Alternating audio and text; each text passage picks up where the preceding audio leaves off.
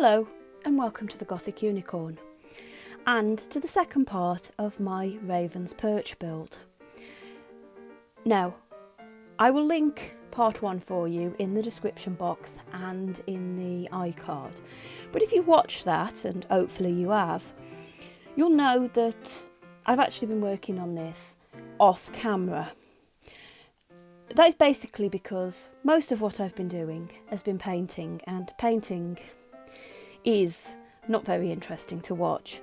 So what I've actually done is I've given the main part of the building a coat of grey paint. Nice dark grey that will show up the ageing quite well. And then I've spent quite a bit of time on my roof. In the instructions, the finished house has got shingles on it. I didn't really want to go for the shingled look because I wanted this to look different. So I've gone for a metal look roof. Now, maybe I've been watching too much TV with French chateaus on, but a number of them have metal roofs. And that was the look that I've decided to go for. And I've added small strips of cardstock to differentiate between the panels of the metal roof, and then I've used a light grey and a silver metallic to get a kind of dirty oxidised metal look. This will have more dirt added to it as I go on, but for now I'm quite happy with my metallic roof.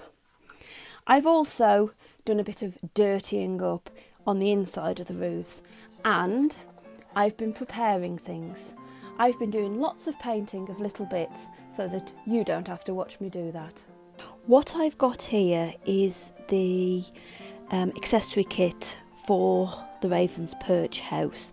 This is the interior doors and the fire surrounds, and I just wanted to show you these because next time you see them they'll be painted.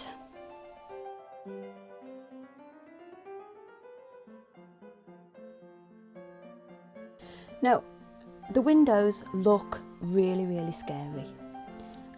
There are a lot of pieces. The one thing with this kit is there's a lot of pieces when you start looking at it, and you really think, where do I begin? I certainly did. But I got stuck in, as you've seen from the previous video, and I did the same thing with these. I got all the pieces out, sorted them out into windows, and I painted them.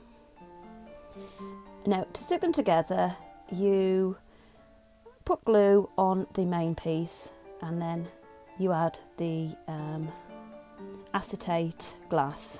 And then there is another piece which is then glued on top of the acetate, lining up the window bars, so that you have a window with bars on both sides. And as you can see, I found that pegging things in place with some clothespins was the best way to keep everything together. Now, this is one of the dormer windows which went together in pretty much the same way, apart from the fact that there was an extra piece for the outside, and there was a extra bit that formed the dormer that has to be persuaded to fit onto the top of the curve.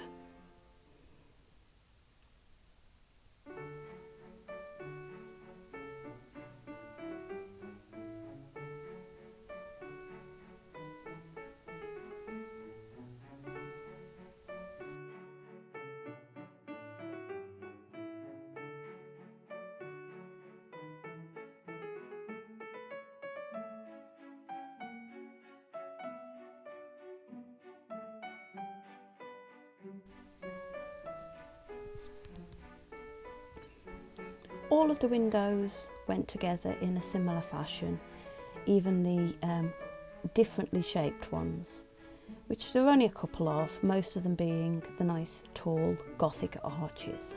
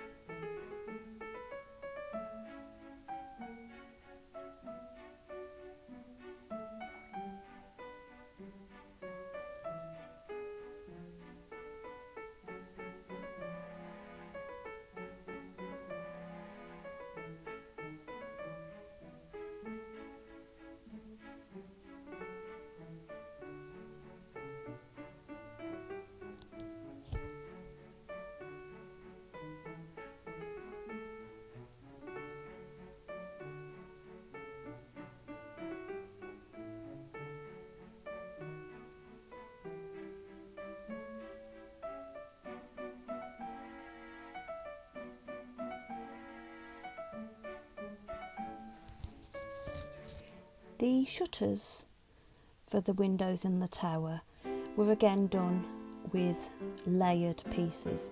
There are lots of layers on this kit, which adds an awful lot of dimension to the finished house. Lots of fiddly gluing though, so cocktail sticks were definitely a must.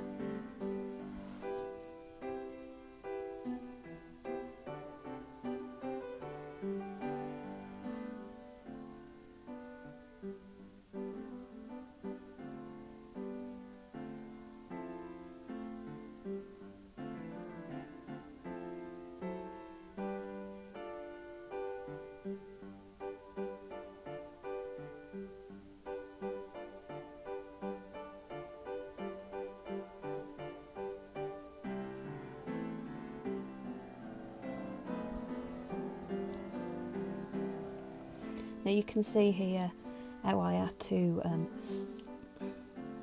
stick the dormer onto that one. Now that got cut short for some reason, but with this one, which is the second dormer window, I will actually show you how I have to fit the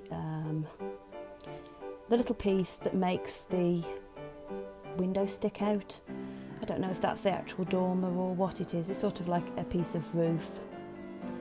But this one has also got some little trim details, which, as I say, there's lots of these little details that make the house quite fantastic when it's actually all put together.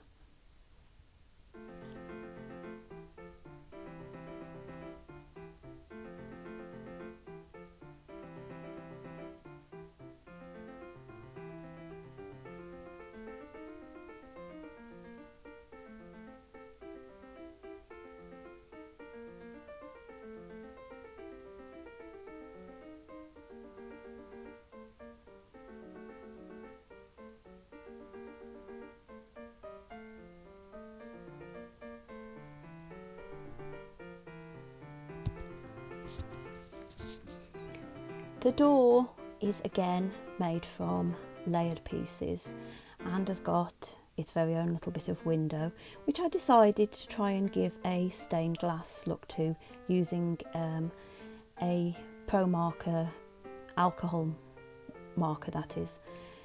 It's not altogether noticeable on the final piece, but it's just something that I wanted to do.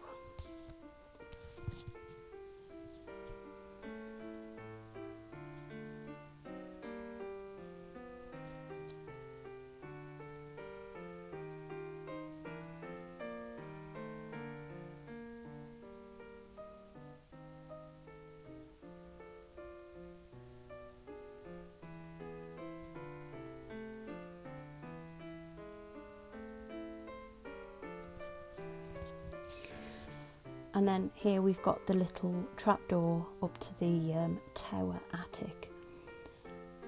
Just a little bit of detail on it, and it's sort of designed to be propped open as if somebody's about to go up there, although I'm not sure how they would get up there. They'd need a very good ladder. And this also, the instructions at this point were to fit the piece into the house. The first piece of trim actually fitted onto the house. these bits where I'm actually putting things in the house, because of the scale of it, I'm afraid there is no good angle, but I've left it in because, well, you might as well see how complicated it is to actually get things in. Now I'm working on the fire surrounds. These were an optional extra, but the house needed them. That little bit of detail really works, and each fire surround is made up of 4 pieces: a back piece, a front piece which gives you your cutouts, and then a top and a bottom, and they're really simple to go together, as you can see.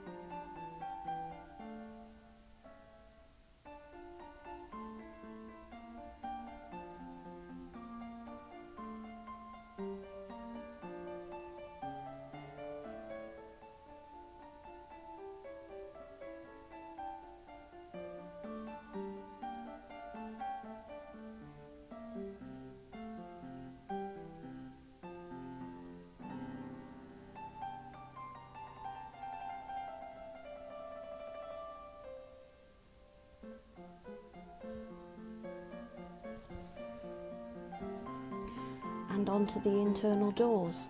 Again, these were a added extra, being from the accessory pack, but I think they really are needed to bring the house to life, or to death, as perhaps might be more suitable for this house. They are actually really simple, but the layering of the pieces definitely gives character. I was quite confused by them in the first instance, thinking, are they going to work? Aren't they going to work? But I'm really glad that I persevered with them. And as you can see, you attach the decorative panel to the front of the door, front and back of the door, and then part of the frame, I think it's the door jamb it's considered, to the outside. There is a door jamb for the other side which I did fit, but because these doors fit into quite a thick wall, it's quite a recess, it actually has to go on the wall on the other room. Now the doors for the lower part of the house are a bit more grand, and I've got little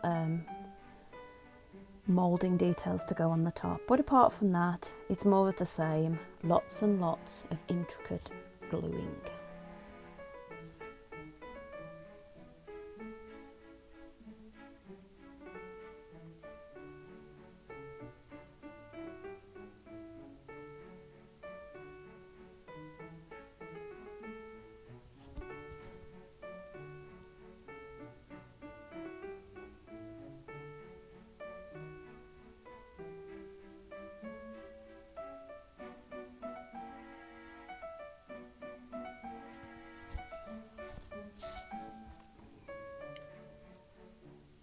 I think what has made me fall in love with the 1/48 scale kits, particularly these from Petite Properties, is the attention to detail.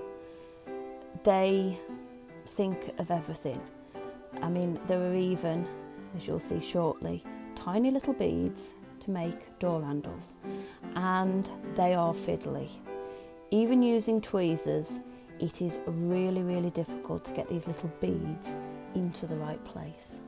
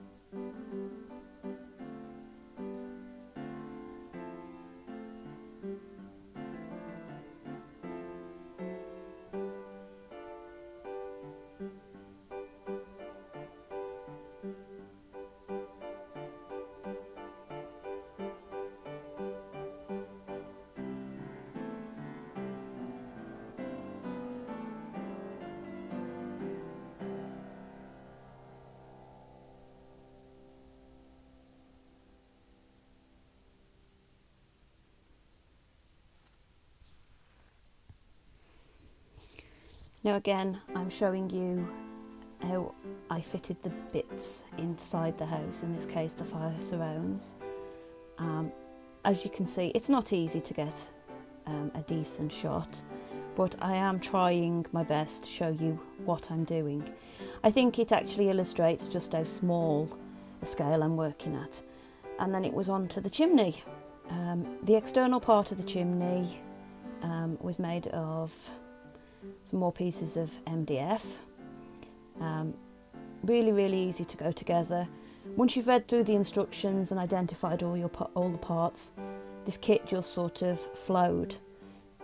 I could have put it together probably in a few hours, but it was decorating it as I went, which is necessary at such a small scale, that took the time.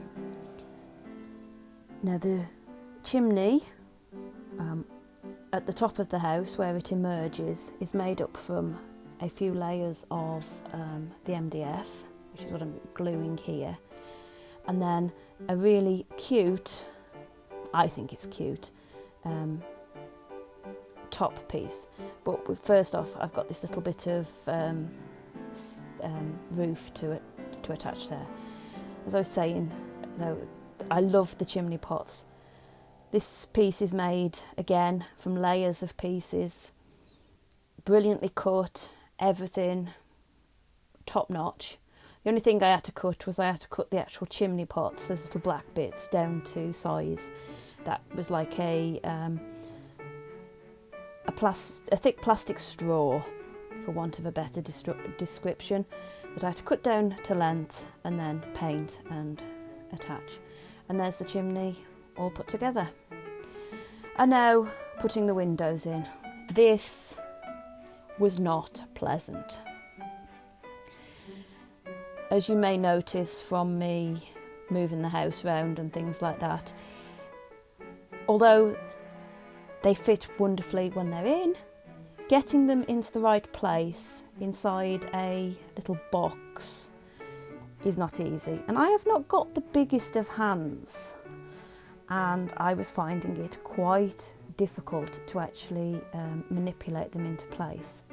I love the look when they're in, because they go they are put in from inside, as you can see, and then there is another piece of frame that you'll see going on the outside shortly. But yes, it was a pain.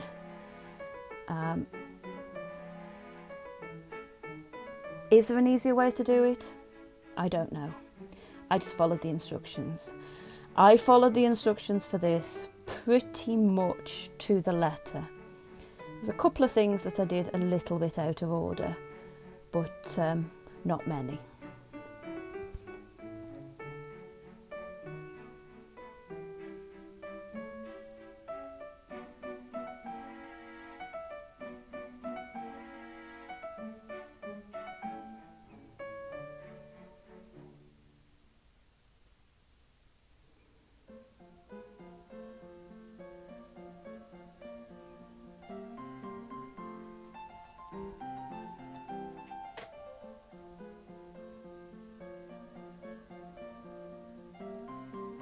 And here I'm attaching the larger of the two dormer windows. Again, fairly straightforward. It's just a case of having to hold it in place until the glue takes. My glue is fairly tacky, which does help. I couldn't have done it with a runnier glue.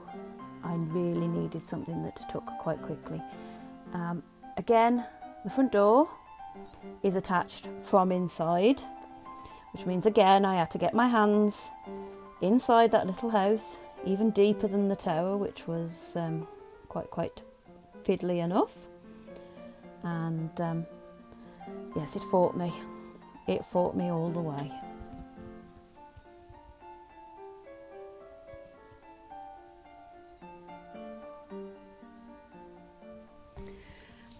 Now I've laid out there all of the trims and divided them up into the sections as they show you in the instructions to apply them. I've actually stuck the trims together at this point, I think. I think I've got the smaller decorative pieces on top of the larger pieces ready to go, yes. It just made more sense to me to actually do that on the desktop rather than trying to fit them on to the pieces once they were actually glued onto the house. And yeah, more of the same.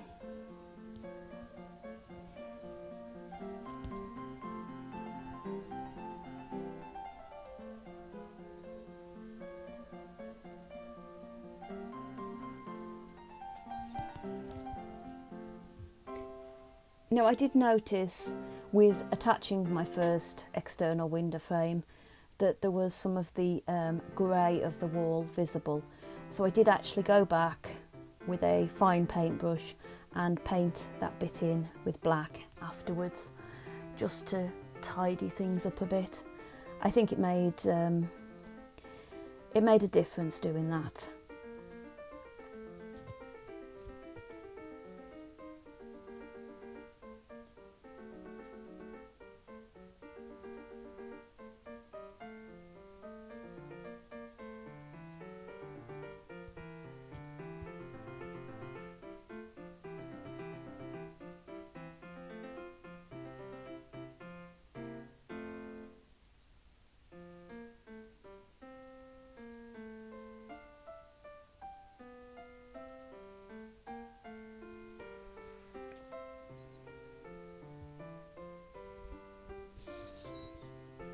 I found that as the trim went on, the character of the house really started to come together, and yeah, it actually started to look more like a house rather than a couple of boxes stuck together. The window trims made all the difference. I stuck most of 3 out of the 4 shutters in a open position, but I left the one so it looked like one of them would be blowing in the wind. That is important for the story that is going to accompany this property. The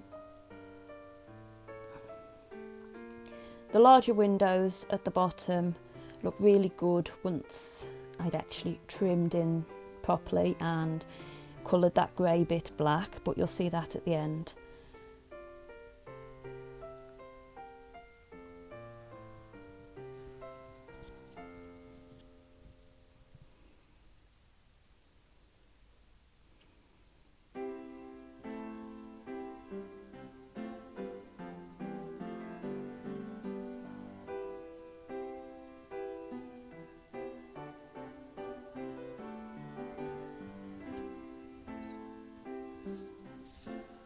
Next step is to add the external chimney piece. Now, what I found was that once I actually started putting everything together, the house really quickly started to look like it was supposed to. This section here of me putting the windows in and the chimney on and all that actually only took a couple of hours at most. And now I'm sticking the house onto the sub base, which allows for the porch to be attached, and the chimney actually overhangs this a little bit. It just tidies everything up and holds everything together, as do the clothespins. Very important. I couldn't come up with any other way of actually attaching it. And then we've got the railings to go on the roof. Now, I think this was actually the one thing that I did out of order. I'd actually had to put a bit more paint on the pieces for the porch because I'd missed a few bits. So while I was waiting for that to dry, I skipped ahead and constructed my roof railings, which is another sort of spooky kind of detail. And you can actually see here that I'm getting to the point where I can't get the house, even at 1/48 scale, into shot. I need a better camera stand. Well, I say I need a better camera stand. If I had a better camera stand to do this, when I was actually messing with the small pieces on the desk, I doubt if you'd see them.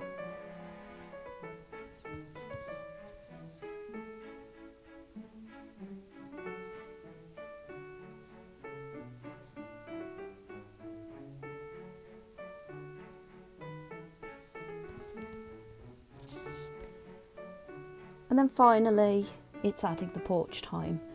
Now, the porch looks decrepit. It's designed to look decrepit. If you look at the railings there are several that are not in their correct orientation anymore. They're leaning and that sort of thing. And again, it's this attention to detail that makes these kits a pleasure to work with. Now, I'm doing as instructed, which is to put together the porch, and once it is dried, then you glue it onto the base and you glue the roof on. Now, I prepared the roof so that it matched the roof of the house, so it looked like metal, but as you'll see, I had a bit of a gap, so I decided that what I would do was fill that gap in and make it look like some kind of metal flashing.